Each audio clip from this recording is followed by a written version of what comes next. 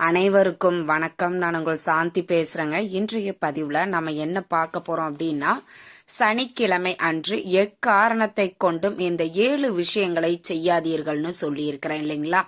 அந்த 7 விஷயங்கள் என்னென்ன அப்படிங்கறத பத்தி தான் இந்த பதிவுல நாம தெளிவாக பார்க்க போறோம். வாங்க வீடியோக்குள்ளார போகலாம்.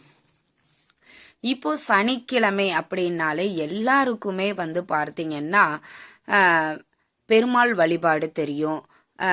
ஒரு ஜாதகத்துல பார்த்தீங்கன்னா சனி திசை நடக்குது, 7.5 சனி நடக்குது, பாதகச்சனி, கண்டகச்சனி, அஷ்டமச்சனின்னு சனி திசைகள் நடந்தால் சனீஸ்வர பகவானுக்கு எல் தீபம் ஏற்றி வழிபாடு செஞ்சோம் அப்படின்னா சனி பகவானால் ஏற்படக்கூடிய பாதிப்புகள் குறையும் அப்படின்னு சொல்லுவாங்க.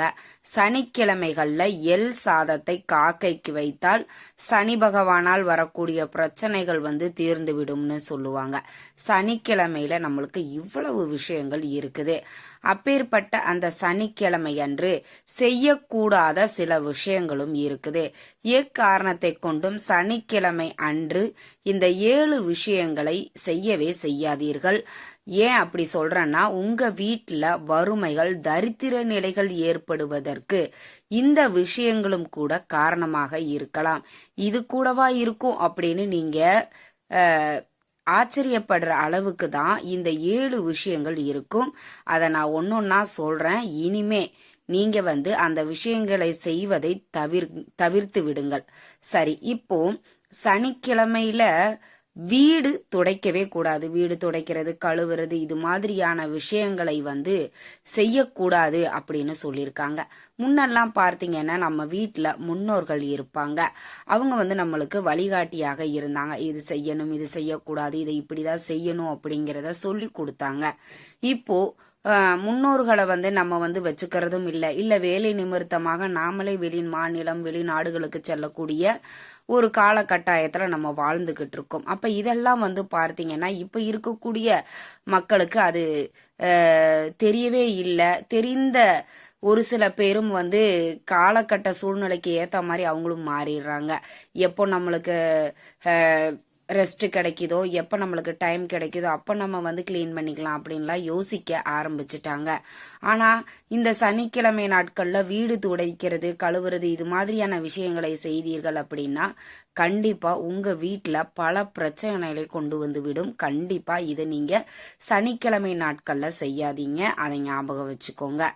இரண்டாவதாக நம்ம பார்க்கக்கூடியது சனிக்கிழமையில நகம் வெட்டுவது, முடி வெட்டுவது, இது மாதிரியான விஷயங்களை செய்யவே கூடாது சனிக்கிழமையில. ஏன்னா நம்ம உறவினர்கள் இறந்துட்டாங்க அப்படின்னா மொட்டையடிக்கிறத ஒரு வழக்கமா வச்சிருக்கோம்.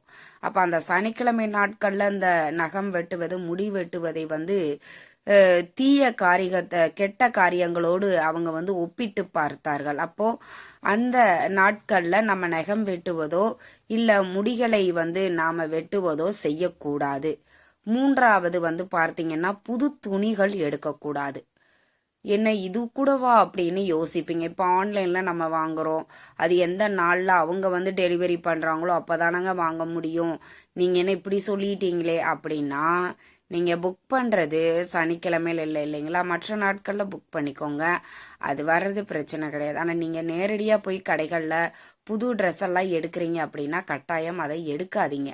இந்த புது துணிகள் நீங்க சனிக்கிழமை நாட்கள்ல எடுத்தீங்க அப்படின்னா அது உங்களுக்கு பல பிரச்சனைகளை கொண்டு விடும். அந்த துணிகள் வீட்டுல தங்காது, சீக்கிரமா கிழிஞ்சிரும். அது மாதிரியான விஷயங்கள் நடக்க ஆரம்பிக்கும். ஐந்தாவது நம்ம பார்க்கக்கூடியது நான்காவது, சனிக்கிழமை அன்று இறப்பு வீட்டிற்கு நாம செல்வோம். இப்ப சனிக்கிழமையில நம்மளுக்கு தெரிந்தவர்களோ உறவினர்களோ யாரோ ஒருத்தர் இறந்து விட்டார்கள் அப்படின்னா அவங்க வீட்டுக்கு நம்ம போறோம். அப்படிங்கிறப்ப அந்த சவத்தை எடுப்பதற்கு முன்பாகவே நம்ம சென்று விட வேண்டும். அங்க நம்ம ஸ்டே பண்ணக்கூடாது, தங்கக்கூடாது. சீக்கிரமா நம்ம வீட்டுக்கு வந்துடணும். அங்க தங்குனா அப்படின்னா தொடர்ந்து இது மாதிரியான விஷயங்கள் தொடர்ந்து உங்க வாழ்க்கையில நடந்து கொண்டு இருக்கும் அப்படின்னு சொல்லப்பட்டிருக்கு. அப்ப கட்டாயம் சனிக்கிழமை நாட்கள்ல இறப்பு வீட்டிற்கு செல்லலாம், ஆனால் அங்கு தங்கக்கூடாது. சீக்கிரமாக உங்க வீட்டுக்கு நீங்க திரும்பிடணும். அதே மாதிரி சனிக்கிழமை நாட்கள்ல திருஷ்டி கழிக்க கூடாது. ஞாயிற்றுக்கிழமையில வியாழக்கிழமையில நீங்க திருஷ்டி கழிக்கலாம். சனிக்கிழமை நாட்கள்ல திருஷ்டி கழிப்பதை நீங்க கட்டாயம் தவிர்க்க வேண்டும். ஆறாவதாக பார்க்கக்கூடியது, சனிக்கிழமை நாட்கள்ல கசப்பு நிறைந்த உணவுகளை சமைக்க கூடாது. உதாரணத்திற்கு பாகற்காய், சுண்டைக்காய், இது மாதிரி கசப்பு நிறைந்த உணவுகளை நீங்க சமைப்பதை தவிர்க்க வேண்டும். அதை நீங்க நல்லா ஞாபகம் வச்சுக்கோங்க. எக்காரணத்தை கொண்டும் சனிக்கிழமைகள்ல நீங்க கசப்பு நிறைந்த உணவுகளை சமைக்க வேண்டாம். ஏழாவதாக நம்ம பார்ப்பது எண்ணெய், உப்பு, இது மாதிரியான உணவுப் பொருட்களை நீங்க அந்த நாள் வாங்குவதை தவிர்க்கலாம். ஏன் அப்படி சொல்றேன்னா, இந்த எண்ணெய், உப்பு இதெல்லாம் வாங்குறீங்கன்னா நீங்க சொந்த தொழில் வியாபாரம் பண்ணிட்டு இருக்கிறீங்க அப்படின்னா அதுல நஷ்டம் ஏற்படக்கூடும் அப்படின்னு சொல்லப்பட்டிருக்குது. கட்டாயம் இந்த விஷயங்களை நீங்க மறக்காம ஞாபகம் வச்சுக்கோங்க. சனிக்கிழமை நாட்கள்ல நம்ம ரொம்ப சாதாரணமா செய்யக்கூடிய விஷயங்கள் கூட நம்ம வீட்டுல வறுமைகள், தரித்திர நிலைகள் ஏற்படுவதற்கு காரணமாக இருக்கும். இன்னொன்னு முக்கியமான விஷயம் உங்களுக்கு அடிஷனலா நான் எட்டாவதாவே ஒன்னு சொல்றேன். செருப்பையும் நீங்க வாங்கக்கூடாது. புது செருப்பு எடுக்கிறீங்க அப்படின்னா இந்த சனிக்கிழமை நாட்கள்ல செருப்பு நீங்க வாங்கினீங்கன்னாலும் உங்க வருமானத்தை அது வெகுவாக பாதிக்கும் அப்படின்னு சொல்லப்பட்டிருக்கு. அப்ப நம்ம என்ன பண்ணணும், சனிக்கிழமையில வீடு கிளீன் பண்றது, கழுவுறது, துடைக்கிற வேலைகளை எல்லாம் செய்யக்கூடாது. நகம் வெட்டுவது, முடி வெட்டுறதும் கூடாது. புது துணிகள் எடுக்கக்கூடாது. சனிக்கிழமை அன்று இறப்பு வீட்டிற்கு சென்றால் தங்கக்கூடாது. சீக்கிரமாக உங்க வீட்டுக்கு வந்துடணும். திருஷ்டி கழிக்க கூடாது. கசப்பு நிறைந்த உணவுகளை சமைக்க கூடாது. எண்ணெய், உப்பு, செருப்பு, இது மாதிரியான விஷயங்களையும் நீங்க வாங்கக்கூடாது. இது எல்லாத்தையுமே நீங்க ஞாபகம் வச்சுக்கோங்க. சனிக்கிழமைகள்ல பெருமாள் வழிபாடு செய்வது அப்படிங்கிறது உங்களுக்கு மேலும் செல்வத்தை ஏற்படுத்தும், பணப்புழக்கத்தை அதிகரிக்கும். அதனால கட்டாயம் சனிக்கிழமைகள்ல பெருமாள் வழிபாடு செய்யுங்க. அப்படி நீங்க பெருமாள் ஆலயங்களுக்கு செல்லும் போது துளசி மாலை வாங்கி சாற்றி நீங்க பெருமாளை வழிபாடு செய்யலாம். இப்போ உங்களுக்கு பப்ளிக் எக்ஸாம் நடக்குது, சனிக்கிழமை அன்று ஆஞ்சநேயருக்கு வெற்றிலை மாலை சாற்றி வழிபாடு செய்தீர்கள் அப்படின்னா உங்களுடைய குழந்தைகளுக்கு கல்வியிலையும் ஞானத்திலையும் சிறந்து விளங்குவார்கள் அப்படிங்கிறதுல எந்த ஒரு சந்தேகமும் இல்லை. நம்ம சனிக்கிழமை நாட்கள்ல அது ஒரு கெட்ட நாள் அப்படிங்கிறத நம்ம ஞாபகம் வச்சுக்க கூடாதுங்க. சனிக்கிழமை ரொம்பவே நல்ல நாள் தான். ஆனா அந்த நாட்கள்ல இந்த மாதிரியான விஷயங்களை மட்டும் நீங்கள் செய்வதை தவிர்க்க வேண்டும். அதை நல்லா ஞாபகம் வச்சுக்கோங்க.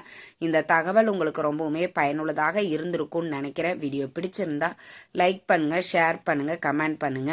இந்த பதிவை உங்களுடைய உற்றார் உறவினர்கள் நண்பர்களுக்கும் ஷேர் பண்ணுங்க. அவங்களும் பார்த்து பயன்பெறட்டும். நன்றி, வணக்கம்.